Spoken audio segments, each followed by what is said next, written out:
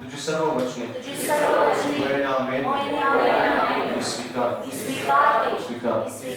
परमेश्वर पिता तुझा आत्मा या ठिकाणी आहे प्रभूजी आणि जसं प्रकारे आम्ही कबूल केलं तशाच प्रकारे तू घडवणार आहेस असा विश्वास कारण आमच्या जवळ जे आहे प्रभूजी ते तुझपासून आहे आणि आमच्या जीवनात जे घडणार आहे प्रभूजी ते सुद्धा तुझ्याशिवाय कोणीच घडवू शकत नाही तूच घडवणार आहेस तूच बनवणार आहेस तूच तयार करणार आहेस आणि तुझ्यावर आमचा दृढ विश्वास आहे येशूच्या नावात प्रभू देवा आम्हा प्रत्येक प्रभू तुझ्या गौरवी हातात तुझा आत्मा काम करू दे आणि अनेकांचं हृदय यावेळेस बदललेलं जशा प्रकारे ते आले तशा प्रकारे जाऊ नये तरी तू जाताना प्रभू देवा आनंद शांती प्रभू देवा तुझं गौरव घेऊन जावे जाताना तरी रिकामे असणार नाही तुझ्या तर तुझं सामर्थ्य त्याच्या सोबत असणार आहे तुझं पवित्र आत्म्याची मदत त्यांना असणार आहे आणि ज्यावेळेस प्रभुदेवा ते घरी पोहोचतील ज्यावेळेस आठवड्याभर राहतील प्रभुदेवा आपल्या घरामध्ये आपल्या कामामध्ये त्यावेळेस तुझ्या उपस्थितीचा अनुभव त्यांना वेळोवेळी येत राहणार आहे प्रभुदेव तुझा आत्मा काम करू दे प्रभुदेव आमची प्रार्थना प्रभुदेवा तू ऐकलं त्यासाठी धन्यवाद देतो तुझ्या आत्म्याला काम करण्यासाठी आम्ही मोकळीक देतो प्रभुदेवा हो प्रभू धन्यवाद देतो तुझं गौरव येशूच्या नावामध्ये माग आमेन आमेन उसे हम सगे hallelujah hallelujah praise the Lord praise the Lord hallelujah बाजूला सांगा आज जसं तू आलास तसं जाणार नाही आजचं वचन तुझ्यासाठी आहे प्रेज द लॉर्ड माझ्याकडून काढा गलतीग्रस्त त्याचा 5वा अध्याय 22 आणि 23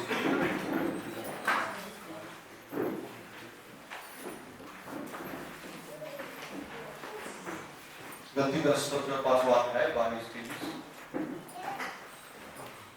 आत्म्याच्या द्वारे निष्पन्न होणारे फल प्रीति आनंद गलती का रस पत्र गलतियों की पत्री उसका 5 अध्याय और 22 वचन गलतियों की पत्री उसका 5 अध्याय 22 आत्म्याच्या द्वारे निष्पन्न होणारे फल प्रीति आनंद शांती सहनशीलता ममता साधुपणा व विश्वासपणा सौम्यता इंद्रिय दमन हे आहे अशा विरुद्ध नियमशास्त्र नाही हालेलुया प्रेज द लॉर्ड आपण 2 आठवड्यापासून म्हणजे हा तिसरा आठवडा आहे की आपण फळांच्या विषयी शिकत आहोत आणि मी तुम्हाला मागील 2 आठवड्याच्या मध्ये मी तुम्हाला सांगितलं की फळ न येण्याचे परिणाम काय आहेत त्याविषयी आपण शिकलो त्याच्यानंतर फळ देण्याची आवश्यकता काय आहे त्याच्याविषयी आपण शिकलो आणि आज आपण पाहत आहोत की फळ कशा प्रकारे येतील किंवा फळ येण्यासाठी आपल्याला नेमकं काय करावं लागेल कारण फळ कशी येणार आहेत ते जर आपल्याला कळलं नाही तर फळ न देण्याचे परिणाम समजून सुद्धा काही उपयोग होणार नाही आणि म्हणून फळ येण्यासाठी काय आवश्यक आहे काय काय आपण केलं पाहिजे त्या गोष्टी आपण आज शिकणार आहोत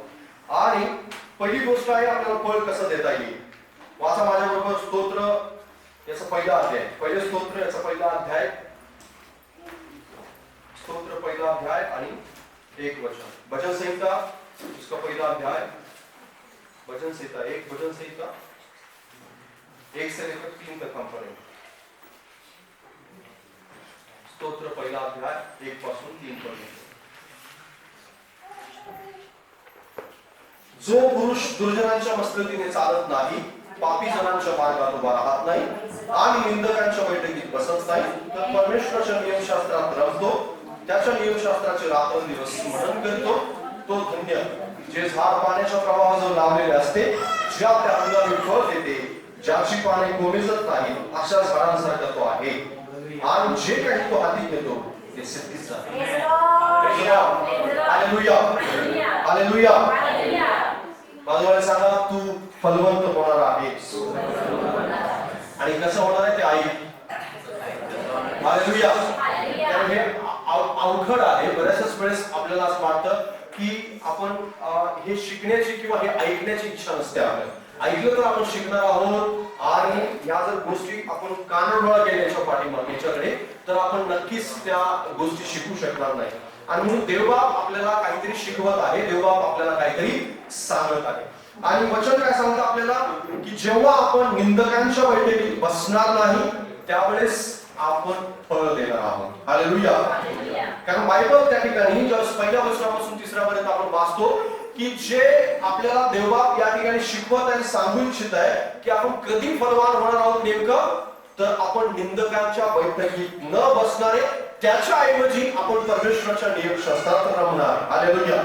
2 गोष्टी महत्त्वाच्या आहेत। पहिली गोष्ट म्हणजे निंदकांच्या बैठकीतून बाहेर निघून आपला जो वेळ आहे तो वेळ आपण देवाच्या वचनामध्ये रमण्यासाठी घालवणार आहोत, त्यावेळेस आपण फलवान होणार आहोत। बरीच लोक या बेसिक गोष्टीकडे, कारण ही बेसिक आहे, लक्षात घ्या, हा पाया आहे, फळ देण्यासाठी असलेला हा पाया आहे। पुढच्या ज्या अवघड गोष्टी आहेत त्या खूप पुढे गेल्या, पण सुरुवातच मात्र आपण चुकतो, किंवा सुरुवातच बऱ्याच वेळेस लोक विश्वासणारे चुकतात की सुरुवातीला जे आवश्यक आहे ते आवश्यकच ते करत नाही, आणि म्हणून पुढचं जे गोष्टी होणार आहेत किंवा पुढे जे आवश्यक आहे ते मात्र ते करू शकणार नाही।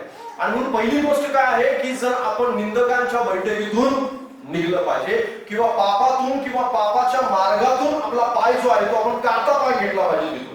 पण बरेच लोक तिथून काढता पाय न घेता तिथं अगदी रमतात, तिथे गमतात, तिथे अगदी गप्पा टप्पा आणि असतात, त्यांच्या वेगवेगळ्या प्रकारच्या गोष्टी त्यांना आवडतात, कारण ते वातावरण जे आहे ते आवडणारं वातावरण आहे। आपल्या शरीराला आवडणारं वातावरण, आपल्या बुद्धीला आवडणारं वातावरण, आणि सैतानाला आवडणारं वातावरण।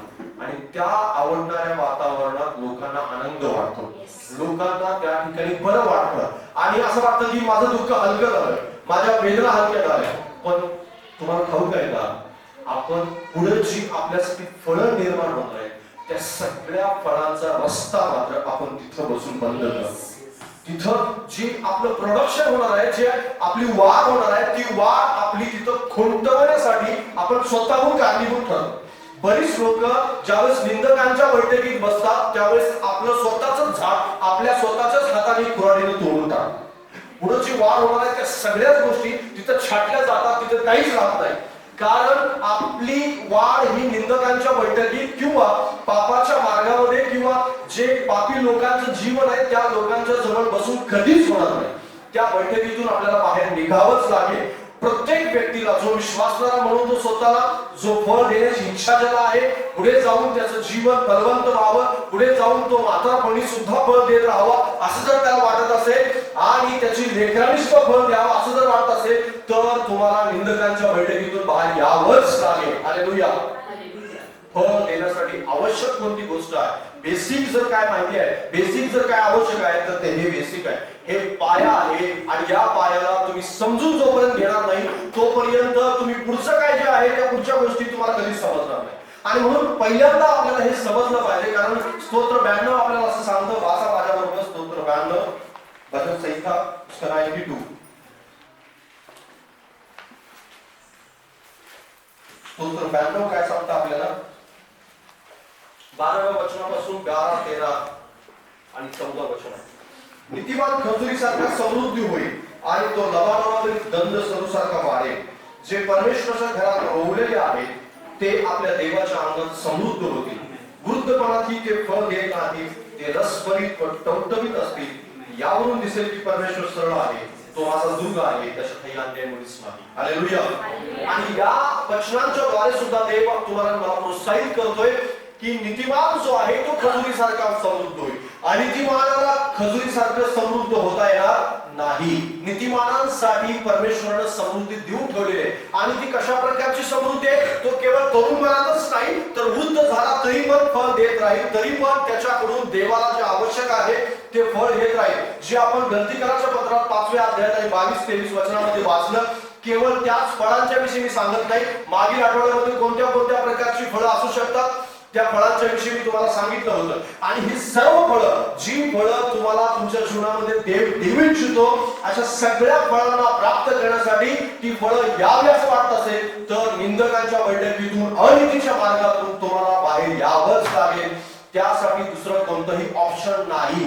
तुम्ही म्हणाल की कोणता शॉर्टकट आहे का, कोणत्या प्रकारचा दुसरा मार्ग आहे का, आणि मी वेगवेगळ्या प्रकारच्या गोष्टी प्रार्थना केवळ करू शकतो का, किंवा मी केवळ चर्चमध्ये येऊन होईल का, केवळ मी उपवास करून होईल का, केवळ एक वेळचं जेवण त्यागून होईल का, किंवा केवळ पास्टरला प्रार्थना करायला सांगून होईल का, किंवा कोणी सिस्टर प्रार्थना करून होईल का, किंवा कुठल्या तरी प्रार्थनेमध्ये विशेष भाग घेऊन होईल का, तर तसं होणार नाही. लक्षात घ्या, या सगळ्या गोष्टी आवश्यक आहेत, पण या सगळ्या बरोबर निंदकांच्या बैठकीतून उठणं सुद्धा आवश्यक आहे. हालेलुया. प्रार्थना करणं आवश्यक आहे, उपवास करणं आवश्यक आहे, आणि वेगवेगळ्या प्रकारच्या गोष्टी करणं आवश्यक आहे. पण निंदकांची जी बैठक आहे त्या निंदकांच्या बैठकीतून सुद्धा उठणं काय आहे? आवश्यक आहे. कारण निंदकांच्या बैठकीतून जोपर्यंत तुम्ही उठणार नाही तोपर्यंत जो तुम्ही मार्ग पत्करलेला आहे, ज्या प्रार्थनेत तुमचं लक्ष लावू इच्छिता त्या प्रार्थनेत तुमचं लक्ष कधीच लागणार नाही. की जो उपवास तुम्ही करत असाल, ज्या प्रार्थनांच्या मध्ये तुम्ही सहभाग घेऊ इच्छित असाल, त्या गोष्टी प्रॉपर तुमच्याकडून कधीच होऊ शकणार नाही. कारण निंदकांची बैठक तशीच आहे. हालेलुया. कारण त्या ठिकाणी स्पष्ट सांगितलेलं आहे, जो निंदकांच्या बैठकीतून उठतो आणि त्याचा वेळ जो तिथं जाणार आहे तिथला वेळ तो देवाच्या वचनामध्ये घालवतो, त्यावेळेस तो परमंत होतो. हालेलुया. आणि म्हणून पहिलं ऑप्शन किंवा पहिला मार्ग, पहिलं काम काय आहे की तुम्हाला निंदकांच्या बैठकीतून, अनितीच्या प्रत्येक मार्गातून बाहेर यायला लागेल. कारण नीतिमानच खजुरीसारखा समृद्ध होईल, अनितिमान खजुरीसारखा समृद्ध होऊ शकत नाही. तुम्ही अनितिमान राहून पुष्कळ वेळ देवाच्या राज्यामध्ये टिकून राहू शकणार नाही. देवाच्या राज्यात टिकून राहायचं आहे तर तुम्हाला नीतिमत्वाकडे जावंच लागेल. कारण जितके पण लोक फलवंत झालेली आहेत त्यांच्यामध्ये नीतिमत्ता होती, ते नीतिमान होते, ते देवाची आज्ञा पाळत होते, देवाचं गौरव करत होते, निंदकांच्या बैठकीत न बसणारे होते, त्यांचे मित्र जे आहेत ते पवित्र जीवन जगणारे होते, पवित्र कार्य करणारे होते. आणि बरीच लोक जे आहेत ती ह्या गोष्टीला कानाडोळा करतात. मग भलेही तुम्ही सेवा करण्याची इच्छा बाळगत असाल किंवा भलेही तुम्ही प्रार्थना करण्याची इच्छा बाळगत असाल, तुमच्या अंतःकरणामध्ये असं असेल की देव माझ्याशी डायरेक्ट बोलतो, मी चांगल्या प्रकारची प्रार्थना करतो, पण तुमचं रोज अनिती करणारे किंवा पाप लोक करणारे अशा लोकांच्या बैठकीत तुम्हाला आनंद वाटत असेल तर लक्षात ठेवा, एक दिवस असा येईल की तुम्हाला फळ द्यायचं तुमचं झाड बंद करेल, तुमचं जीवन जे आहे ते फळ द्यायचं बंद करेल. तुम्हाला समजणार पण नाही की फळ कशा प्रकारची बंद झाली. खूप लोकांचं जीवन मी जवळून पाहिलेलं आहे आणि खूप लोकांच्या जीवनात मी हा अनुभव, त्यांच्या जीवनातला अनुभव मला ठाऊक आहे की अनेक लोक देवाच्या वचनाचा विरोध करून त्यांना असं वाटलं की जगातले मित्र मैत्री जर मी मिळवली तर आर्थिक गोष्टीत मला सहाय्य होईल, जर मी नातेवाईक जर माझ्याजवळ मी जास्त करून गोळा करून ठेवले तर मला अडचणीच्या वेळेस ते कामाला येतील आणि वेगवेगळ्या प्रकारच्या समस्यांच्या वेळेस ते मला कामाला येतील. आणि म्हणून ते जडून राहिले, म्हणून त्याच्याशी बोलत राहिले, म्हणून त्यांच्याशी संपर्कात जास्त राहिले. पवित्र सहभागिता त्यांना जास्त आवडली नाही, प्रार्थना त्यांना जास्त आवडली नाही, आणि म्हणून जे वाईट मित्र आहेत त्यांच्या संगतीत ते जास्त राहिले. इव्हन तो सेवा करणारी माणसं सुद्धा अशा लोकांच्या संपर्कात जास्त राहिले. आणि खूप लोकांना, खूप देवाच्या सेवकांना पण मी ओळखतो की ज्यांचे देवाची माणसं जास्त मित्र नव्हते तर जगातले लोक जास्त मित्र होते आणि त्यांच्या बैठकीत त्यांना बसणं जास्त आवडत होतं. मग वेगवेगळ्या प्रकारच्या गाण्याच्या मैफिल होत्या, वेगवेगळ्या प्रकारच्या अशा गोष्टी होत्या की त्याच्यामध्ये बसणं उठणं त्यांना आवडत होतं. ते म्हणायचे की येशू ख्रिस्ताचं उदाहरण द्यायचे की येशू ख्रिस्त पापी लोकांच्या घरामध्ये जायचा, त्या ठिकाणी जेवण करायचा, पण येशू ख्रिस्तानी कधीच त्यांची अपवित्रता आपल्या स्वतःच्या शरीराला लागू दिली नाही. हालेलुया. जक्कैच्या घरात तो गेला, मत्तयाच्या घरात तो गेला, हे दोघेही जकातदार होते. त्याच्यापूर्वी अनेक लोकांच्या पापी पुरुषांच्या घरामध्ये तो गेला असेल, पण ज्या ठिकाणी येशू गेला त्या ठिकाणी बदल झाला. मत्तय बदलला, त्या ठिकाणी जक्कै बदलला, जक्कैचं जीवन बदललं, पापी माणसाचं जीवन पवित्र माणसामध्ये झालेलं होतं. आणि समजा जर तुम्ही निंदकांच्या बैठकीत बसता बसता बसता बसता 5 वर्षापासून 10 वर्षापासून तुम्ही त्यांच्यामध्ये आहात आणि ते कधीच बदलले, उलट तुमचं जीवन बदलले, तर तुम्ही चुकीच्या मार्गावर आहात. हालेलुया. तुम्हाला फळ नाही येणार. हालेलुया. तुम्हाला तिथून उठावं लागेल. तुम्ही त्यांचं जीवन बदलणार, ते तुमचं जीवन बदलतील एक दिवस. आणि तुम्ही तुमच्या सवयी त्यांना लागणार नाही, तर त्यांच्या सवयी तुम्हाला लागतील. आणि म्हणून उठावं लागेल. हालेलुया. उठावं लागेल. तिथून तुम्हाला वाईट वाटेल ह्या गोष्टी करायला, खूप कठीण जातं. मित्र सोडायला कठीण जातं आणि वेगवेगळ्या प्रकारच्या नातेवाईकांना नाही म्हणायला कठीण जातं, कारण आपल्याला सवय झालेली असते. आपण पूर्वपार तेव्हापासून चालत आलेलो असतो त्या गोष्टींच्या मध्ये. पण बऱ्याच लोकांचा नाश जो आहे त्यांच्या वाईट मित्रांनी केलेला आहे. बऱ्याच लोकांचा नाश जो आहे, मी डोळ्यांनी पाहिलेलं आहे अशा लोकांचं जीवन की ज्यांची सेवा सगळी थंड झाली. देवानं त्यांच्याकडून देवाचं काम काढून घेतलं. कशामुळे माहिती आहे? केवळ वाईट संगतीमुळे. त्यांची जी संगत होती, जे बसणं उठणं होतं, ते वाईट लोकांच्या सोबत होतं. आणि अजून सुद्धा त्या लोकांना या गोष्टी कळल्या नाहीत. बेसिक आहे ही गोष्ट, बेसिक आहे. ही सुरुवातीला समजायला हवी, पुढे जाऊन नाही. सुरुवातीलाच ही कळते आणि ही सुरुवातच इथून होते फळं देण्याची. आणि म्हणून तुम्हाला लक्षात घ्यायला हवं, कारण बायबल स्पष्टपणे सांगतं त्या ठिकाणी, कारण नियमशास्त्रामध्ये जो रमतो तोच, त्याच्या नियमशास्त्राचे रात्रंदिवस मनन करतो तोच व्यक्ती पाण्याच्या प्रवाहात लावलेला आहे. हालेलुया. नाही तर तो दूषित ठिकाणी किंवा अशा खाराच्या ठिकाणी, ज्या ठिकाणी झाडं उगवून येतात अशा ठिकाणी असेल. तो वाळवंटामध्ये त्याचं रोप लावलेला सारखं रोप असेल, कारण त्या ठिकाणी पाणी कुठंच असणार नाही. आणि म्हणून लक्षात घ्या, ज्यावेळेस निंदकांच्या बैठकीतून तुम्ही उठता त्यावेळेस तुम्ही फळ येण्यासाठी पाऊल उचललेलं असतं. हालेलुया. तुम्ही फळ येण्यासाठी तुम्ही हे पाऊल उचललेलं असतं आणि परमेश्वर त्या पावलाला मदत करतो. परमेश्वर त्या पावलासाठी सहाय्यक ठरतो. त्याची इच्छा असते की देवाच्या लोकांनी अशा प्रकारचं पाऊल उचलावं, नातेवाईकांना नाही म्हणावं आणि मित्रांना नाही म्हणावं. जो तुम्हाला वाईट मार्गाकडे घेऊन जातो त्याला नाही म्हणावं. त्याला नाही म्हणावं की ही माझी प्रार्थनेची वेळ आहे, ही माझी देवाचा गौरव करण्याची वेळ आहे, ही वेळ जी मी देवाची महिमा करण्याची वेळ आहे. यावेळेस मी परमेश्वरासाठी ही वेळ मी काढून ठेवलेली आहे आणि यावेळेस मी तुझ्यासोबत येऊ शकत नाही. या वेळेस मी देवाचं गौरव करून देवाची महिमा करण्यासाठी चर्चमध्ये जाणार आहे. त्या ठिकाणी पवित्र लोकांच्या सहभागीने मी बसणार आहे आणि यावेळेस मी तुला माझा वेळ देऊ शकत नाही. आणि ज्यावेळेस तुम्ही असं करू लागला, ज्यावेळेस नाही म्हणायला शिका, त्यावेळेस तुम्ही फळं येण्यासाठी पाऊल उचललेलं असेल. हालेलुया. नाहीतर तुम्ही इच्छा बाळगत राहा. तुम्ही म्हणत राहाल की प्रभू हे करावं, प्रभू ते करावं, माझ्या जीवनामध्ये असंच का होतं. आणि मग लोक प्रार्थना करतात, मी पण प्रार्थना करतो. असं होतच नाहीये. का होत नाही त्याचं कारण आहे, तुम्हाला उठावं लागेल. तुम्हाला त्यांची संगत सोडावी लागेल. आणि ज्यावेळेस तुम्ही असं करू लागला त्यावेळेस मी खात्री देतो तुम्हाला की परमेश्वर तुम्हाला या गोष्टी घडवून आले. तुला निंदकांच्या बैठकीतून उठावं लागेल. ही कसरत आहे, लक्षात घ्या. ही कसरत आहे, हा व्यायाम आहे.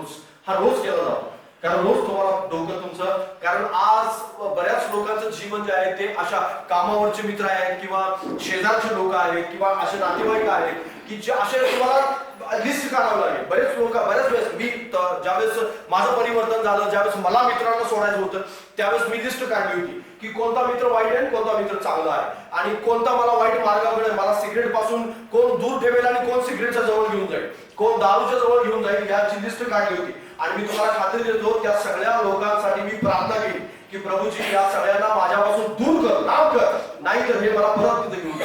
कारण मित्रांच्यामुळेच मी जेलमध्ये गेलो होतो, मित्रांच्यामुळेच वाईट संगती मला लागलेल्या होत्या आणि त्याच्यामुळं तिथं जर मला आवडायचं स्वतःला तर मला त्यासाठी प्रार्थना करावी लागेल. आणि मी अशा प्रकारे जाणीवपूर्वक प्रार्थना केली आणि एक वेळ अशी आली की प्रत्येक मित्र माझ्यापासून जो वाईट होता ते दूर झाले. आज ते अजून सुद्धा दारूच्या गुत्त्यावर आहेत किंवा अजून सुद्धा त्यातले काही लोक जीवन या जगातून निघून पण गेले, पण मी मात्र या ठिकाणी देवाची सेवा करतो. हालेलुया.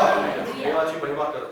हे कसं होतं? ज्यावेळेस तुम्हाला कसरत करावी लागते, प्रयत्न करावे लागतात. तुम्ही असं म्हणाल की असं ऑटोमॅटिक सगळं होईल, ऑटोमॅटिक काय होणार नाही. त्यासाठी तुम्हाला प्रार्थना करावी लागेल, त्यासाठी नाही म्हणावं लागेल, त्यासाठी तुम्हाला भावनांना आवड घालावं लागेल. कदाचित तुम्हाला आवडणारं जेवण, त्याचा जेवणाचा त्याग करावा लागेल. एक दिवस खूप चांगली पार्टी असेल, त्या पार्टीतून तुम्हाला उठून यावं लागेल, असं होईल. हालेलुया. पण बऱ्याच लोकांना हे आवडत नाही. बरेच लोक म्हणतात की आपण दोन्ही समांतर गोष्टी चालू ठेवू. दोन्ही समांतर कधी चालत नाही. दोन दाण्याची साखळी नाही करू शकत. हालेलुया. तुम्ही म्हणाल की समांतर चालू आहे, समांतर कधी चालू राहणार नाही, कारण जग इतक्या लवकर हावी होईल तुमच्या आत्मिक जीवनावरती की तुम्हाला पण कळणार नाही. कारण आत्मिक जीवन कमकुवत होतं कधी माहिती आहे, ज्यावेळेस तुम्ही त्याला त्याचं खाद्य देत नाही त्यावेळेस. त्याचं खाद्य जे आहे, त्याचं खाद्य काय, त्याची खाद्य प्राप्त आहे, त्याची खाद्य सहभागिता आहे, आत्मिक जीवनाचं काही खाणं आहे किंवा आत्मिक जीवनासाठी पोषक वातावरण आहे, ते वातावरण आवश्यक आहे. मग प्रार्थना असेल, उपवास असेल आणि सहभागिता असेल, चर्चला येणं असेल आणि चर्चमध्ये बसून देवाची आराधना करणं असेल, देवाची महिमा करणं असेल, घरात व्यक्तिगत प्रार्थना असेल, कौटुंबिक प्रार्थना असेल आणि पवित्र लोकांच्या सहभागितेत बसणं असेल, त्यांच्याकडून ऐकणं असेल, पुस्तक वाचणं असेल, एखादा चांगला व्हिडिओ पाहणं असेल, हे सगळं आत्मिक जीवन वाढीसाठी आवश्यक असणारी गोष्ट आहे. आणि समजा जर हे सगळं तुम्ही करत नसाल आणि बाकीच्या इतर गोष्टी जास्त करत असाल तर तुम्ही ऑटोमॅटिकरित्या फळापासून वंचित व्हाल. हालेलुया. मी सांगतो ते लक्षात येते का तुमच्या? कारण ज्यावेळेस तुम्ही हे करू लागाल त्यावेळेस लक्षात घ्या, फळांसाठी तुम्ही पाऊल उचलत पुढे पुढे जा आणि हळूहळू एक दिवस तुम्ही धीराने फळ देणार असं बायबल स्पष्टपणे सांगतं. ते धीराने फळ देत राहतात. कसे फळ देत राहतात? धीराने. म्हातारपणी सुद्धा ते फळ देत राहतात. वृद्ध झाले तरी सुद्धा ते फळ देत राहतात. दावीद म्हातारा झालेला होता आणि त्याजवळ काही नव्हतं, पण देवानं मात्र त्याची साथ सोडलेली नव्हती. हालेलुया. देवानं मात्र त्याला सोडलेलं नव्हतं. आता राज्य त्याच्या मुलाला मिळणार आहे, पण ज्यावेळेस अदोनिया उठला त्याच्यावरती त्यावेळेस देवाला ठाऊक होतं की हा रात्रीची रोज माझ्याजवळ प्रार्थना करतोय, रात्रीच रोज देवाजवळ बसतोय, हा माझ्या शहराजवळ बसणारा, मंदिरात जाणारा, देवाचा गौरव करणारा आहे. आणि तो आजारी असायचा, त्याला ऊब येत नव्हती किंवा त्याला थंडी वाजत होती आणि म्हणून त्यावेळेस सुद्धा तो देवाची आज्ञा पाळणारा व्यक्ती होता, कारण तो धीराने फळ देणारा व्यक्ती बनलेला होता. हालेलुया. आणि म्हणून तर त्याच्या नंतर शलोमोनाला परमेश्वरानं त्या ठिकाणी त्याच्या गाडीवरती बसवलं. अदोनियाचं बंड मोडून काढण्यात आलं आणि शलोमोनाला बसवलं. शलोमोन मात्र ज्यावेळेस म्हातारा झाला, फळ द्यायचं त्यानं बंद केलं, त्यावेळेस मात्र त्याच्या मुलापासून राज्य काढून घेण्यात आलं. हालेलुया. ज्यावेळेस आपण त्या अनितीच्या मार्गापासून बाजूला होतो त्यावेळेस आपल्यासाठी परमेश्वर फळांची व्यवस्था करतो आणि आपल्या नंतर आपल्या लेकरांसाठी सुद्धा फळांची व्यवस्था करतो. हालेलुया. कारण आपला देव आहे तो पिढ्यांचा देव आहे. आपला देव पिढ्यांना आशीर्वादित करणार आहे. कारण बायबल स्पष्टपणे सांगतं त्याच्या हजारो पिढ्यावरती मी दया करतो. हालेलुया. आणि परमेश्वर दया करणार आहे. पण आपण काय केलं पाहिजे? फळांसाठी निंदकांच्या बैठकीतून उठलं पाहिजे, पहिली गोष्ट. दुसरी गोष्ट, देवाचा आपण भय धरलं पाहिजे. स्तोत्र याचा 128 अध्याय, भजन संहिता 128,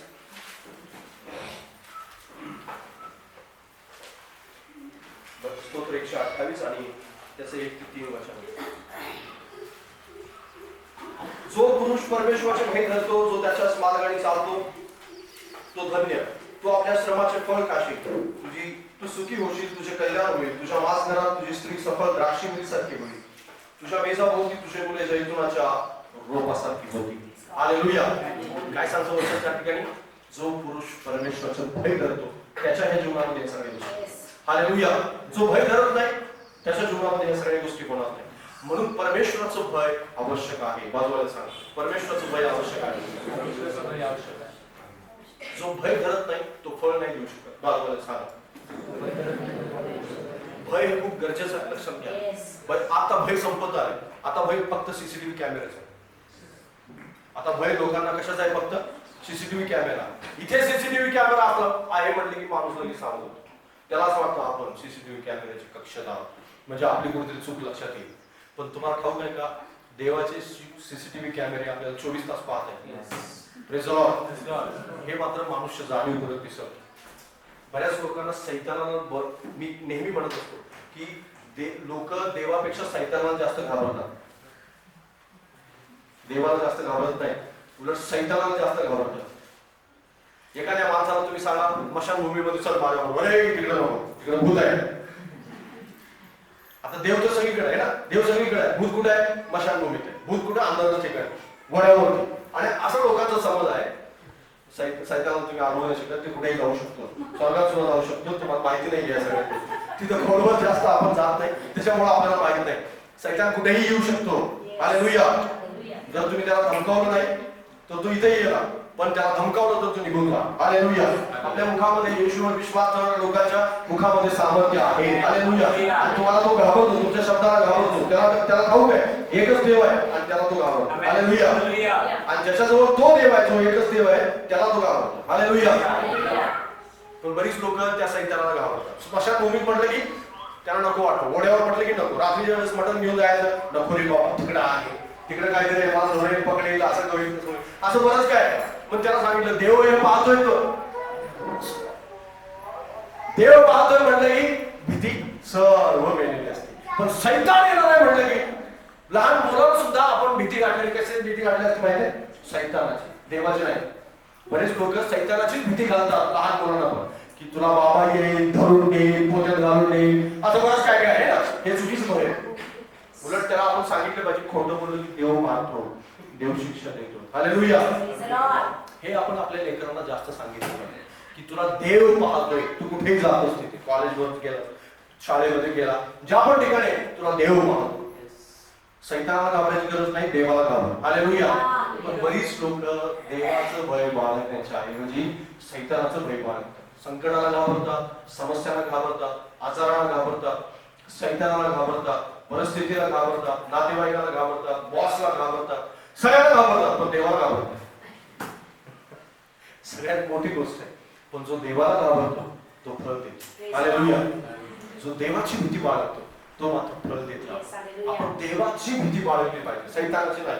सैतानाची भीती बाळगण्याची आपल्याला आवश्यकताच नाहीये, कारण सैतान तर परमेश्वराच्या खालीच आहे नेहमी, आणि तो खालीच राहणार. आणि आपल्या मुखामध्ये जर सामर्थ्य आहे तर तो तुमच्या जवळ येऊ शकत नाही. त्याची कोणतीही शक्ती तुमच्यावरती काम करू शकत नाही, कारण सैतानाचं डोकं जे आहे ते प्रभू येशू ख्रिस्ताने क्रूस खांबावरती ठेचलेलं आहे. हालेलुया.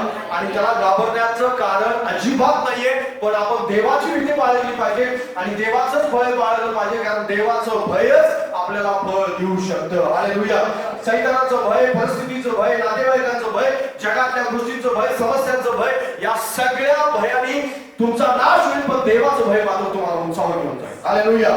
देवाचं भय मात्र तुमच्या जीवनामध्ये आशीर्वाद घेऊन येईल. देवाचं भय मात्र तुमच्या जीवनामध्ये फळं घेऊन येईल. हालेलुया. जगातलं कोणतंही भय तुमचा प्राण नाही वाचू शकणार, पण देवाचं भय तुमचा प्राण वाचू शकणार. हालेलुया. तुम्ही संकटाला घाबरले तर तुम्हाला हार्टचा त्रास होईल, वेगवेगळ्या प्रकारची गोष्टी होऊ शकतात, पण देवाचं भय बाळगलं मात्र हार्टचा आजार दूर पडेल.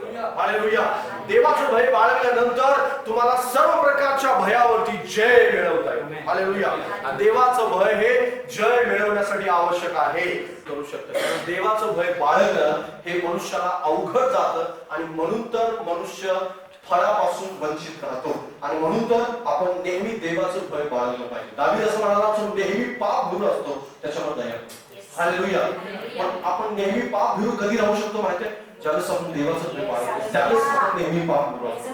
कारण बऱ्याच वेळेस पापाचं भय वाटत नाही आपल्याला. आणि म्हणून तर दावीदाने 19व्या स्तोत्रामध्ये अशी प्रार्थना केली की धिटाईने केलेल्या पातकापासून आपल्या सेवकाला आवर. आणि प्रत्येक जे असं पातक आहे जे मी धिटाईने करतो, मी धाडसाने करतो, त्या पातकापासून आवर. हे जे प्रार्थना आहे, ही प्रार्थना त्यानं पातक केल्यानंतर केलेली प्रार्थना आहे. म्हणजे त्याचं पातक सुरुवातीला झालं, पण ते धिटाईने केलेलं होतं. मग त्यानं बेत्शेबेची व्यभिचार केला, त्याच्यानंतर तिच्या पतीला उरियाला मारून टाकलं, आणि हे सगळं धिटाईने केलेलं पातक होतं. त्यावेळेस देवाचा भय तो विसरला होता. पण हे सगळं झालं त्याच्यानंतर अबशालोम त्याच्यावरती उठला. अबशालोमाचा त्याचा मुलगा अमोन मरण पावला, अबशालोम सुद्धा मरण पावला, आणि हे सगळी परिस्थिती त्या जीवनामध्ये आली. संकटाला तो सामोरं गेला, आणि त्याच्यानंतर तो असं म्हणतो की धिटाईने केलेल्या पातकापासून आपल्या सेवकाला आवर. हालेलुया. कारण धिटाईचं पातक माझी फळं गळून पडतात त्या पातकाने. धिटाईने केलेलं जे पातक आहे त्या पातकाने देवाचं भय नष्ट होतं, देवाचं भय निघून जातं. कारण देवाचं भय बाळगणं हे तुम्हाला फळाकडे जास्त प्रवृत्त करेल, फळाकडे जास्त घेऊन जाईल. कारण बायबल स्पष्टपणे सांगतो, जो परमेश्वराचं भय धरतो तोच आपल्या श्रमाचं फळ खातो. हालेलुया. तुमच्या प्रार्थनांची उत्तर मिळावं अशी वाटत असेल तुम्हाला, तर देवाचं भय बाळगलंच पाहिजे. लक्षात घ्या. नाही तर तुम्ही लाख प्रार्थना कराल तर देव प्रार्थना ऐकत नाही. याचं कारण काय माहितीये? कारण आपण देवाचं भय न बाळगता प्रार्थना करतो, किंवा आपण उपवास करतो, किंवा आपण वेगवेगळ्या प्रकारच्या आध्यात्मिक गोष्टी करतो. त्या सगळ्या भयाव्यतिरिक्त असू शकतात. हालेलुया. बरीच लोक ह्या जगामध्ये आध्यात्मिक काम करत आहेत, त्यांना देवाचं भय नाही. शास्त्री पुरुष करत होते, वेगवेगळ्या प्रकारच्या ज्या नियमशास्त्रात दिलेल्या सगळ्या गोष्टी ते करत होते, पण त्यांनी येशू ख्रिस्ताला ओळखलं नाही, आणि कारण त्यांच्यामध्ये देवाचं भय नव्हतं. हालेलुया. देवाचं भय विसरलेलं होतं. आणि म्हणून तर प्रभू येशू ख्रिस्त त्यांच्याविषयी म्हणाला की तुम्ही केवळ ओठाने माझं गौरव करताय, तुमची अंतःकरण माझ्यापासून दूर आहे. हालेलुया. देवापासून ती दूर आहे. बरीच लोक नाचून गाऊन आराधना करतात. नाचून गाऊन आराधना करणं चूक नाहीये, ते केलंच पाहिजे, पण त्याच्याबरोबर भय बाळगून ती आराधना केली. हालेलुया. कारण भयासहित आराधना काहीतरी मोठं फळ तुमच्यासाठी घेऊन येते. भयासहित केलेली प्रार्थना ही तुमच्यासाठी फळ घेऊन येते. भयासहित केलेला उपवास तुमच्यासाठी फळ घेऊन येतो. भयासहित दान दिलेलं तुमच्यासाठी फळ घेऊन येतं. हालेलुया. नाहीतर बरीच लोक दान देणारे आहेत, मनात वेगवेगळ्या प्रकारचे चुकीचे भाव ठेवून दान देणारे आहेत, पण त्यांच्या जीवनामध्ये देवाचा अपेक्षित आशीर्वाद येत नाही. याचं कारण जे आहे, त्यांना देवाचं भय नाही. हालेलुया. आणि भय नाही म्हणून फळ नाही मिळत. भय असेल तर फळ मिळणार, कारण फळापासून तुम्ही वंचित राहणार नाही. कारण बायबल स्पष्टपणे त्या ठिकाणी सांगतं, तू आपल्या श्रमाचे फळ खाशील. मग ते प्रभूमध्ये केलेले श्रम असो किंवा बाहेर केलेले श्रम असो, किंवा ज्यावेळेस आपण प्रभूमध्ये प्रार्थनेमध्ये श्रम करू, किंवा आपण प्रार्थना आत्मिक गोष्टीमध्ये श्रम करू, किंवा बाहेरच्या जगामध्ये आपण श्रम करू, आपल्या कामामध्ये आपल्या बिझनेसमध्ये आपण श्रम करू, या सगळ्याच गोष्टी ज्यावेळेस फलवंत व्हाव्याची इच्छा असेल तर देवाचं भय त्याच्यामध्ये असायला हवं. कारण बायबल स्पष्टपणे सांगतं, केवळ आपणच नाही तर आपलं कुटुंब सुद्धा आशीर्वादित होईल. कारण त्या ठिकाणी लिहिले, तुझी मुले तुझ्या रोपाभोवती, काय तुझ्या मेजाभोवती तुझी मुले जैतुनाच्या रोपासारखी असतील. आणि अजून पुढे लिहिलेलं आहे, तुझ्या मास घरात तुझी स्त्री सफल द्राक्षवेलीसारखी असते. हालेलुया. तुझी स्त्री किंवा तुमची पत्नी किंवा तुमचा पती, तुमचा जोडीदार, तुमची मुलं. आणि त्याच प्रकारे 4थं वचन सांगतं, पहा परमेश्वराचे भय धरणाऱ्या पुरुषाला असा आशीर्वाद मिळतो. हालेलुया. देवाचं भय धरणाऱ्या पुरुषाला असा आशीर्वाद मिळतो. बाजूला सांगा, देवाचं भय असल्याशिवाय फळ येऊ शकणार नाही. भय खूप आवश्यक आहे. सैतानाला घाबरू नका. सैतान काय नाही करू शकत, पण देव मात्र सर्व काही करू शकतो. हालेलुया. ज्यावेळेस तुम्ही देवात जवळ असाल त्यावेळेस सैतान तुमच्या जीवनामध्ये काय नाही करू शकत. भले संकट येतील, भले अडचणी असतील, तुमच्या जीवनामध्ये परीक्षा असतील, वेगवेगळ्या प्रकारच्या कठीण गोष्टीतून तुम्ही जा, पण देव अभिवचन देतो की मी तुम्हाला सर्वातून पलीकडे घेऊन जाईल. हालेलुया. परमेश्वराजवळ ते अभिवचन आहे, परमेश्वराजवळ ते सामर्थ्य आहे घेऊन जाण्याचं. सैतानाच्या प्रत्येक सामर्थ्याला अटकाव करण्याचं सामर्थ्य देवाजवळ आहे. पण त्या देवाचं जर आपण भय बाळगत असू तर सैतान किंवा जगातलं कोणतंही गोष्ट आपल्याला कोणत्याही गोष्टीपासून अलिप्त करू शकणार नाही. मग आशीर्वाद असतील, तुमच्या जीवनात घडणाऱ्या चांगल्या गोष्टी असतील, किंवा तुमच्या जीवनासाठी देवाने जे योजना बनवल्या असतील, त्या सगळ्या गोष्टीपासून सैतान तुम्हाला हलवू शकणार नाही, कारण तुमच्या जीवनात देवाचं भय. हालेलुया. आज देवाचं भय विसरले तो. जसं मी सुरुवातीला म्हणालो की सीसीटीव्ही कॅमेरा जेवढं लोक घाबरतात तेवढं देवाला घाबरत नाही. हालेलुया. लक्षात घ्या, देवाचे कॅमेरे आपल्याला नेहमी पाहत आहे. देव नेहमी आपल्याला पाहत आहे. म्हणून तर देव म्हणतो की देवाच्या पापण्या ज्या आहेत त्या मानवास आजमावतात. तो पाहतो, तो निरीक्षण करतो आणि अंतःकरणाचं निरीक्षण करतो, हृदयाचं निरीक्षण करतो. ज्यावेळेस परमेश्वराने दावीदाला निवडलं, शलोमोनाला अभिषेक करायला पाठवला, त्यावेळेस शलोमोनाचं म्हणणं असं होतं की हा चांगला आहे, तो चांगला आहे, तो चांगला आहे. पण बायबल स्पष्टपणे त्या ठिकाणी सांगतं, मानवासारखं देवाचं पाहणं नसतं, कारण देव अंतःकरण पाहतो. हालेलुया. अंतःकरणात देवाचं भय आहे का, या गोष्टी तो पाहतो. आणि दावीद स्तोत्र म्हणत आहे की 23 स्तोत्र त्याने रचलेलं आहे. त्याने सिंहाला पाडलं, अस्वलाला पाडलं, या सगळ्या गोष्टी बापाने त्याच्यावर विश्वास ठेवला नाही, पण देवाला मात्र माहित होती की हाच आहे जो इस्रायलचं रक्षण करणार, हाच मेंढपाळ आहे माझ्यासाठी निवडलं, कारण देव अंतःकरण पाहूनच असेल. हालेलुया. अमिनादाबाची जी शरीरयष्टी आहे, म्हणजे दाविदाचा मोठा भाऊ अमिनादाब, आणि त्याची शरीरयष्टी खूप चांगल्या प्रकारे, म्हणजे शौलासारखा तो धिप्पाड होता आणि वेगवेगळ्या प्रकारे त्याच्या शरीरामध्ये ताकद होती. पण शमूएलला वाटलं की हाच इस्रायलचा राजा असेल, पण परमेश्वर म्हणाला हा राजा नाही. हा जरी आजार दिसत असला, मोठा दिसत असला, तरी याला मात्र मी नापसंत केलेलं आहे. आणि अंतःकरण चांगलं असलं. हालेलुया. अंतःकरण चांगलं असणं महत्वाचं. तुमची शरीरयष्टी कारणीभूत नाही करत या गोष्टीसाठी. तुमच्याजवळ असलेला पैसा किंवा तुमच्याजवळ असलेला सन्मान, शिक्षण आणि रंग वगैरे ह्या सगळ्या गोष्टी कारणीभूत ठरत नाही. तुमचं अंतःकरण कारणीभूत ठरतं, तुमचं हृदय कारणीभूत ठरतं. भय असेल तर परमेश्वर आशीर्वादित करण्यासाठी तयार आहे. हालेलुया. भय असेल तर फळं पण येतील आणि पुष्कळ येतील, आणि तुमच्या जीवनामध्ये तुम्ही पुष्कळ फळवंत व्हा. केवळ तुमच्या आत्मिक जीवनाविषयी मी सांगत नाहीये, तर या ज्या फळांच्या गोष्टी या ठिकाणी लिहिले त्या सगळ्या गोष्टीविषयी लिहिले. तुमच्या बिझनेसमध्ये तुम्ही आशीर्वादित असाल, तुमच्या कामामध्ये तुम्ही आशीर्वादित असाल, तुमच्या नोकरीमध्ये तुम्ही आशीर्वादित असाल, त्यामध्ये फळं पाहाल. तुमच्या कुटुंबामध्ये तुम्हाला फळं पाहायला मिळतील, तुमच्या लेकरांच्या मध्ये तुम्हाला फळं पाहायला मिळतील, आणि तुमच्या आध्यात्मिक जीवनामध्ये तुम्हाला फळं पाहायला मिळतील. सर्व बाजूने तुम्ही फलवंत व्हा. पण जे व्यक्ती देवाचं भय बाळगत नाही त्यांना सुरुवातीला पण असं वाटेल की नाही, देवाचं भय बाळगलं तर नॉर्मल सगळं जीवन राहतं, पण जास्त दिवस नॉर्मल राहत नाही. हालेलुया. कारण तो नॉर्मलपणा एक दिवस निघून जातो. हालेलुया. तुमचं ते एक गुडी फील जे आहे ते एक दिवस निघून जातं आणि मग सत्य उघडं पडतं. सत्य उघडं पडतं, बाहेर येतं सत्य आणि कळतं की हे आजपर्यंत नाटक करत होतं. जे नाटक आहे ते नाटक एक दिवस उघडं पडतं. आणि निंदकांच्या बैठकीतून बाहेर निघा. दुसरी गोष्ट देवाचं भय बाळगायला. आणि तिसरी महत्वाची गोष्ट आहे, जो परमेश्वरावर भाव ठेवतो तो फलवंत होतो. वाचा माझ्याबरोबर इर्मियाचं पुस्तक याचा 17वा अध्याय. इर्मियाचं पुस्तक 17वा अध्याय आणि 7 ते 8 वचन. इर्मिया नबी किताब उसका 17 अध्याय 7 से लेकर 8.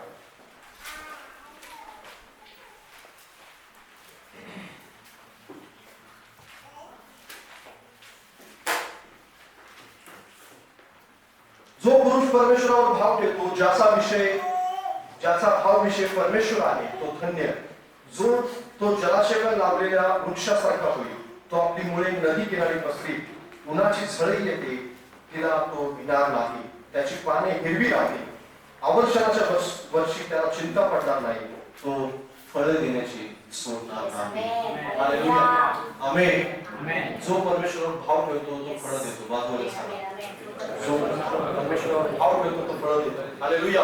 तुमचा भाव कशावर आहे हे जास्त महत्त्वाचं आहे. तुमचा विश्वास कशावर आहे हे जास्त महत्त्वाचं आहे. बऱ्याच वेळेस लोक जे आहे ते विश्वास ठेवत नाहीत, देवावर भाव ठेवत नाहीत आणि म्हणून ते फळ देऊ शकत नाही. आणि विश्वास ठेवणं, भाव ठेवणं हे खूप आवश्यक असणारी गोष्ट आहे. कारण भाव जो आहे तो आपण मनुष्यावर ठेवू शकतो, जगातल्या लोकांच्यावर ठेवू शकतो, नातेवाईकांच्यावर ठेवू शकतो आणि मित्रांच्यावर ठेवू शकतो. आपल्या नोकरीवर आपला भाव असेल, कदाचित तुमचा जो बॉस आहे त्याच्यावर तुमचा भाव असेल, तुमचा मालक जो आहे त्याच्यावर भाव असेल, कंपनीच्या मॅनेजरवर तुमचा भाव असेल, बिझनेसमध्ये सहकार्य करणारा त्याच्यावर भाव असेल, फायनान्सर जो आहे त्याच्यावर भाव असेल, आर्थिक रीतीने मदत करणारा त्याच्यावर भाव असेल, तुमचा मित्र असेल जो जास्त श्रीमंत आहे किंवा जास्त पैशाने आर्थिक दृष्टीने चांगला आहे त्याच्यावर तुमचा भाव असेल आणि वेगवेगळ्या प्रकारच्या गोष्टीवर तुमचा भाव असू शकतो. पण या सगळ्यापेक्षा जास्त विश्वास हा देवावरच असायला हवा. हालेलुया. कारण बायबल स्पष्टपणे सांगतं, शापित आहे तो मनुष्य जो मनुष्यावर भाव ठेवतो. हालेलुया. आणि मनुष्य तुमच्या जीवनामध्ये कधीच शेवटापर्यंत साथ देणार नाही. हालेलुया. बरीच लोक मनुष्यावर भाव ठेवल्यामुळे असफल झाले. त्यांची फळं जी आहेत ती फळं गळून पडली. त्यांना फळं देण्याचं त्यांनी बंद केलेलं आहे. कारण त्यांचा भाव हा मनुष्यावर होता. त्यांचा भाव हा मनुष्य जो पापी आहे, मनुष्य जो चुकणार आहे, मनुष्य जो मरणार आहे. कारण मग तो मनुष्य तो काय की जो त्याच्या जीवनामध्ये काय करेल. कारण मनुष्य केवळ माती आहे, मनुष्य केवळ नश्वर आहे आणि त्याच्यावर भाव घेऊन आपण फलवंत होऊ शकत नाही. जर आपली फळं यावीत आणि टिकून राहावी असं वाटत असेल तर आपला भाव हा नेहमी देवावरच असायला हवा. आपला विश्वास हा नेहमी देवावरच असायला हवा. कारण आपला परमेश्वर जो आहे तो आपल्याला नेहमी फलवंत बनवू शकतो. त्याच्या व्यतिरिक्त दुसरा कोणीही जगातला मनुष्य तुम्हाला फळाकडे घेऊन जाणार नाही. दुसरी जी फळं आहे जगामध्ये आवश्यक असणाऱ्या ज्या गोष्टी तुम्हाला वाटत असेल कदाचित तात्कालीन परिस्थिती पाहून, आजूबाजूला असणारे कंडिशन्स किंवा परिस्थिती, वेगवेगळ्या प्रकारच्या अडचणी, समस्या किंवा त्यावेळेचे जे प्रसंग आहेत ते प्रसंग आपल्याला पाहून असं वाटतं कधी कधी की या प्रसंगामध्ये हा मनुष्य साथ देईल, या प्रसंगात या मनुष्याची मदत मला मिळेल आणि असं सगळं असतं. पण एक गोष्ट लक्षात घ्या की ज्या वेळेस आपण अशा प्रकारची इच्छा बाळगू त्या वेळेस तुम्हाला अपयश हाती आल्याशिवाय राहणार नाही. कारण बरीच लोक जे आहेत ते या जगामध्ये धोका देणारे आहे, अंतःकरणाला फसवणारे आहे. कारण अंतःकरण आपण कोणीच जाणत नाही. कारण देव जो आहे तो देव कृपा करणारा आहे, देव दया करणारा आहे. आणि आपल्या जीवनामध्ये असलेल्या सगळ्या गोष्टीच्या बाबतीत आपण नेहमी परमेश्वरावरच भाव ठेवायला हवा. कारण परमेश्वरावर भाव ठेवणाराच व्यक्ती जो आहे तो निश्चित अर्थाने फलवंत होईल. बायबल स्पष्टपणे सांगतं की ज्याचा भाव विषय परमेश्वर आहे तोच धन्य आणि त्याच्या जीवनामध्ये परमेश्वर काम करेल आणि वृक्षासारखी, वन वृक्षासारखी म्हणजे जलाशयाजवळ आलेल्या वृक्षासारखी त्याची फांदी जी आहे ती नदी किनारी पसरेल. त्याचीच पानं जी असतील ती हिरवी असतील आणि त्याला कसली चिंता पडणार नाही. अवर्षणाचा समय असेल किंवा संकटाचा समय असेल, कारण त्याचा भाव विषय देव आहे. मग संकट येतील, अडचण येतील, समस्या येतील आणि पाऊस पडेल, वारा येईल, पण त्या झाडाला हे ठाऊक असेल की माझी मुळं देवामध्ये पूर्ववत रुतलेली आहे. हा वारा मला हलवू शकत नाही, हा वारा मला पाडू शकत नाही आणि पुढच्या फळाच्या हंगामामध्ये माझ्या झाडाला फळ येणारच येणार आहे. कारण वारा, पाऊस, गारांचा पाऊस, वेगवेगळ्या प्रकारच्या अशा गोष्टी ज्या निसर्गाद्वारे, संकटाच्या द्वारे, अडचणीच्या द्वारे तुमच्या जीवनामध्ये येतील. तुम्हाला असं वाटेल की आता संपेल, आता संपेल, आता संपेल, पण देवावर भाव असल्यामुळे तुम्ही संपणार नाही. हालेलुया. लोकांना वाटेल की हा संपला, पण तुम्ही मात्र संपणार नाही. तुम्हाला देव संपू देणार नाही. याचं कारण हे असेल, कारण तुमच्या मनातून जो भाव आहे तो केवळ देवावर. हालेलुया. तुमचा विश्वास जो आहे तो देवावर आहे. देवावरचा विश्वास तुम्हाला कधीच संपू देणार नाही. कारण देवावरचा विश्वासच अशी गोष्ट आहे की ज्याच्याद्वारे तुमचं जीवन अधिक फलवंत होऊ शकतं. आणि मग फलवंत होण्यासाठी आवश्यक कोणती गोष्ट आहे तर ती आहे देवावरचा भाव आणि देवावर असणारा जो विश्वास आहे तो विश्वास आपल्या जीवनामध्ये असायलाच हवा. तिसरी चौथी महत्वाची गोष्ट आहे मत्तेचं सुवर्तमान 13वा अध्याय आणि 12वा वचन आपण वाचूया. मत्तेचं सुवर्तमान 13वा अध्याय 12वा वचन.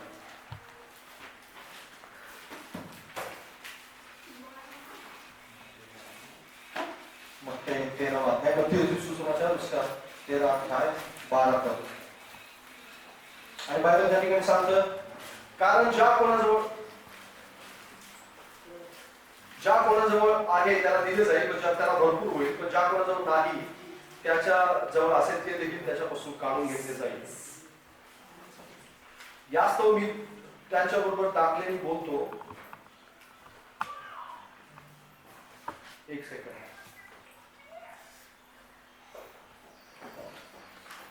तेरावा अध्याय आणि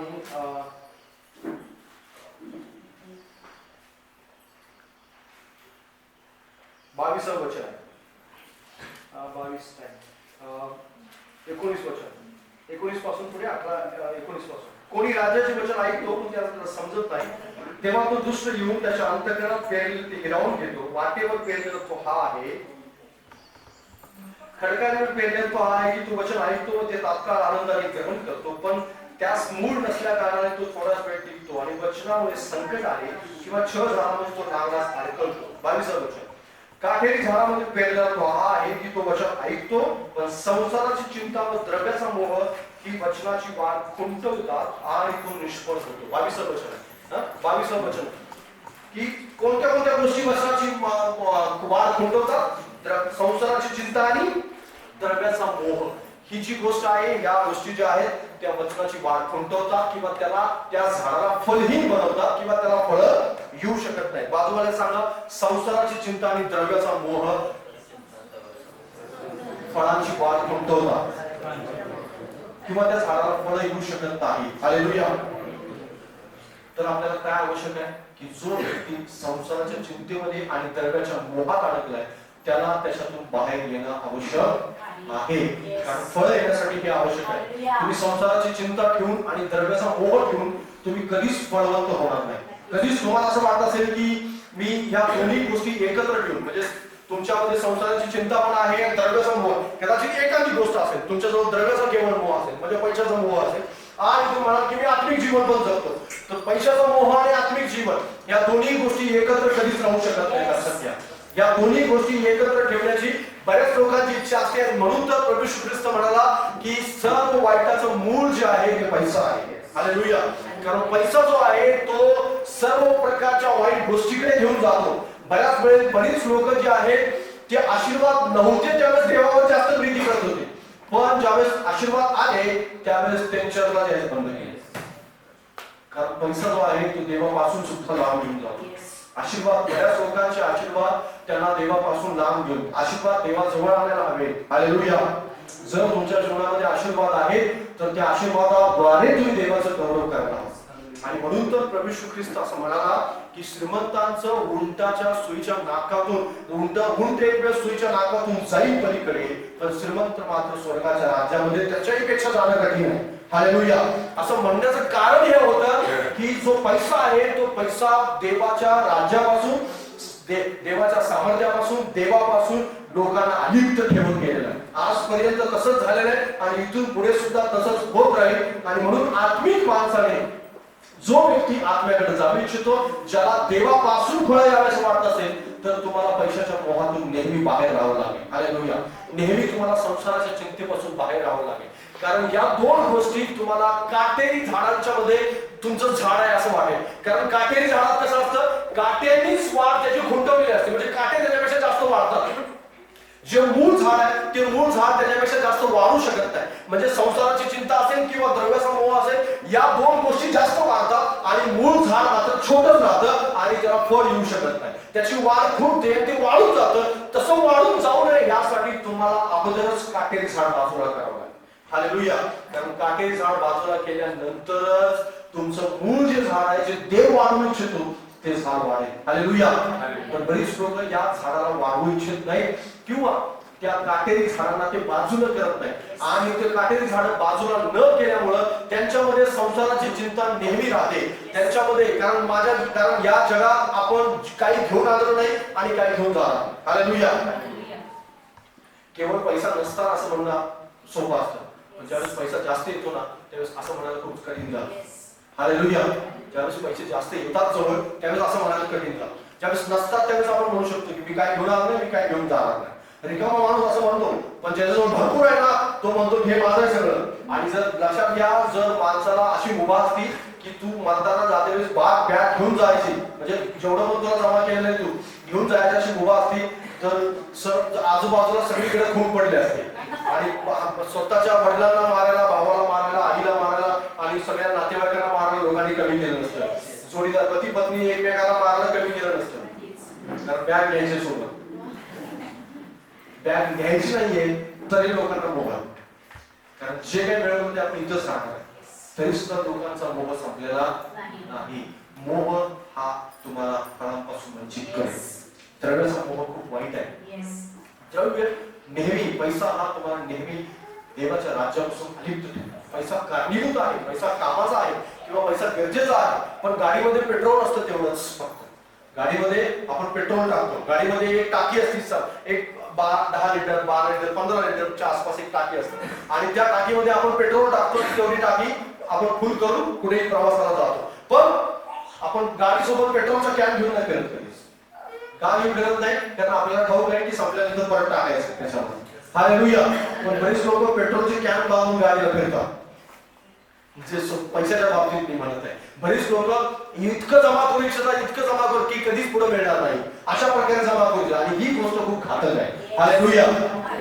जेवढं गरजेचं आहे तेवढं परमेश्वर आपल्याला देणार आहे. जसं गाडीत पेट्रोल आपण टाकतो, संपल्यानंतर परत टाकलं जाणार आहे, परत त्या गाडीत टाकलं जाणार आहे, परत टाकलं जाणार, एक दिवस संपणार परत टाकलं जाणार आणि पेट्रोल बांधून फिरण्याची गरज पडणार नाही. कारण जागोजागी पेट्रोल पंप आहेत, सोय केले. तसं देवानं मग तुमच्या जीवनामध्ये जागोजाग्यावर पैशाचे स्रोत उभे केलेले आहेत आणि तिथं गेल्यानंतर ते तुम्हाला मिळणार आहे. त्या रस्त्यावरती, त्या मार्गावर तुमच्यासाठी उपलब्ध आहे. हालेलुया.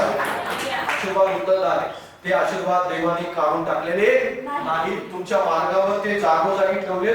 त्यावेळेस ज्या ठिकाणी संपेल त्या ठिकाणी बरोबर तुमची सोय परमेश्वर आहे. हालेलुया. आत्मिक माणसासाठी सगळी सोय परमेश्वर. असं समजू नका की त्याची सोय होत नाही. देवाने सगळ्याच गोष्टीसाठी परमेश्वरानं माणसं नेमून ठेवली, कामगार नेमून ठेवले. कारण लक्षात घ्या, तुमच्यासाठी परमेश्वर कुणाला तरी कामाला लावेल, तुमच्यासाठी परमेश्वर कुणाला तरी कार्य करायला लावेल, तुमच्यासाठी परमेश्वर कुणाला तरी धडपड करायला लावेल, काहीतरी करायला लावेल. कारण आत्मिक माणसाची त्याला जास्त काळजी. हालेलुया. ज्यावेळेस योना जाऊन बसला वरती त्यावेळेस देवाला त्याची काळजी होती आणि योना वाट बघत बसलाय निनवेच्या मरणाची, निनवेवर आगणी पडावं यासाठी, पण देवाला त्याची काळजी होती की योनाला ऊन लागू नये. हालेलुया. हालेलुया. कारण हा आत्मिक माणूस. हालेलुया. हा माझा ऐकणारा आहे, हा माझा ऐकणार आहे, तर याला ऊन लागू नये म्हणून देवाला त्याची सोय. भलेही त्याला राग आला असेल, भलेही तो चिडला असेल देवावर आणि असं बरंच काही काही झालं असेल, पण देव मात्र त्याच्यावर प्रीती. हालेलुया. देव तुमच्या प्रीती करतो आणि म्हणून जर त्याची प्रीती आहे तर तुमची सोय पण होणार. हालेलुया. म्हणजे चौथी महत्वाची गोष्ट काय? द्रव्याचा मोह आणि संसाराची चिंता. कारण मोह आणि चिंता या दोन्ही गोष्टी एकमेकांशी निगडीत आहेत. तुम्ही चिंता कराल त्यावेळेस मोह बाळगा, कारण तुम्ही चिंता नाही करणार त्यावेळेस मोह बाळगायची गरज पडणार नाही. आणि म्हणून तुम्हाला ज्यावेळेस काळजी वाटेल की माझी मुलांची फी कशी भरणार, माझं काम कसं होणार आणि मग त्याच्यानंतर माझा बिझनेस कसा वाढणार आणि माझ्या नोकरी गेली तर काय होईल, माझा बॉस नाराज झाला तर काय होईल आणि माझे नातेवाईक नाराज झाले तर काय होतील, माझ्या घरात रॅशन संपलं तर काय होईल, आणि हे संपलं तर काय होईल, ते असं असं बरंच काय काय चिंता. आणि या सगळ्या चिंतेमुळं मग आपल्याला वाटतं मग हे सगळं येण्यासाठी काय करूया आपण, जास्त काम करूया, जास्त आपण कष्ट करू, जास्त आपण मेहनत करू, जास्त पैसे येऊ द्यात, म्हणजे हे सगळ्या गरजा पूर्ण होतील. मग ऑटोमॅटिकली पैशाचा मोह निर्माण होतो. चिंता मोह हे जे चक्र आहे, हे चक्र माणूस फिरत जातो आणि हे जन्मभर फिरतो, हे संपत नाही. आणि ह्या चक्रात खूप लोक अडकले. आणि म्हणून तर बायबल सांगतं की धन मिळवून साठवण्याचे कष्ट पाप्यावर लादले देवा. धन मिळवून साठव, किती साठव, 1 रुपया घेणार नाही, सगळं काही इथं साठव. देवाने पाप्यावर हे कष्ट लादले की साठवत राहा. आणि लक्षात घ्या, त्या लोकांना तुम्ही कितीही सांगा पटत नाही, कारण देवानं त्याला ते कष्ट लावले, देवाने त्याला ते काम नेमून दिले साठवायचं. एक दिवस धार पडते, सगळं काही जातं. एक दिवस आजार येतो, आता काय संपलं सगळं. 4-5 लाख गेले नाही. बरेच लोकांच्या जीवनामध्ये हे त्यांना समजत नाही की परमेश्वराने आपल्यासाठी किती चांगल्या गोष्टी केल्या. आपले आरोग्य परमेश्वराने सांभाळलं, आपल्या आर्थिक गोष्टी सांभाळल्या, नुकसानीपासून आपल्याला वाचवत होते. आणि ह्या कोरोनामध्ये 80-80 हजार रुपयाचं इंजेक्शन लोकांनी घेतलेलं पाहिजे तुम्हाला. बऱ्याच लोकांनी कित्येक वर्षापासून साठवलं, त्यांनी एका महिन्यात गमावलं. एका महिन्यात खूप लोकांच्या जीवनामध्ये असं झालं. का झालं असं? कारण त्यांनी देवाचं भय बाळगण्याच्या ऐवजी संसाराची चिंता जास्त केली, द्रव्याचा मोह जास्त बाळगला, आणि म्हणून त्याच्यापासून हिरावले गेले. हे हिरावण्याचं कारण हे असं. आणि म्हणून या चक्रात आपण अडकू नये अशी प्रभूची इच्छा आहे. आपण फळ देत राहावं, आणि फळ ही ह्या 2 गोष्टी काढल्यानंतरच येणार आहे. हालेलुया. या 2 गोष्टी काढाव्या लागतील. जसं मी तुम्हाला 4 मुख्य मुद्दे सांगितले. पहिली गोष्ट तुम्हाला मी सांगितली की तुम्हाला फळ येण्यासाठी निंदकांच्या बैठकीतून बाहेर यावं लागेल, तुम्हाला देवाच्या वचनात रमावं लागेल. दुसरी गोष्ट, परमेश्वराचं भय तुम्हाला बाळगावं लागेल. तिसरी गोष्ट सांगितली, देवावर तुम्हाला विश्वास ठेवावा लागेल, देवावरच भाव ठेवावा लागेल, मनुष्यावर भाव नाही. आणि तिसरी महत्वाची गोष्ट सांगितली, संसाराची चिंता आणि द्रव्याचा मोह तुमच्या जीवनातून काढून टाकला पाहिजे. त्याच वेळेस तुम्ही फलवान व्हाल. त्याच वेळेस तुमच्या जीवनामध्ये अशी फळे यायला चालू होतील की तुम्ही त्याची कल्पना पण केली नसेल, आणि तुम्हाला वाटू लागेल की अरे हे देवापासून आहे, हे परमेश्वरापासून आहे. कारण परमेश्वर जी फळं देतो ती टिकून राहतात. हालेलुया. बायबल स्पष्टपणे सांगतं, तुम्ही फळ द्यावं, ते विपून द्यावं, आणि ते टिकून राहावं, यासाठी तुम्ही नेमले. हालेलुया. केवळ फळ देण्यासाठी नाही, आणि केवळ नुसतं तुटपुंज कुठेतरी आलं तरी आलं असं म्हणण्यासाठी देव निवड करत नाही, तर विपुल देण्यासाठी निवडतो. म्हणजे फळ द्यायचंच आहे, पण विपुल पण द्यायचं, म्हणजे भरपूर द्यायचं आहे. आणि भरपूरच केवळ द्यायचं नाही, तर ते नासणार नाही याची प्रक्रिया सुद्धा परमेश्वर करणार. म्हणजे ते टिकून राहण्यासाठी सुद्धा परमेश्वराने सोय करून ठेवली. हालेलुया. ते फळ टिकून पण राहणार आहे. म्हणजे समजा तुमचा बिझनेस चालू केला देवाने, तर तो आयुष्यभर बंद न पडण्यासाठी चालू करणार. तुम्हाला जर नोकरी दिली परमेश्वराने, तर ती कधीच न काढून घेण्यासाठी नोकरी देणार आहे. हालेलुया. तुम्हाला जर परमेश्वराने घर दिलेलं आहे, तर ते घर कधीच तुमच्यापासून हिरावलं जाणार नाही, यासाठी देव देणार. हालेलुया. परमेश्वर जर तुम्हाला एखादा आशीर्वाद देतोय, तर तुम्हाला तो आशीर्वाद यासाठी देणार आहे की तो तुमच्याजवळ कायमसाठी पण राहा. हालेलुया.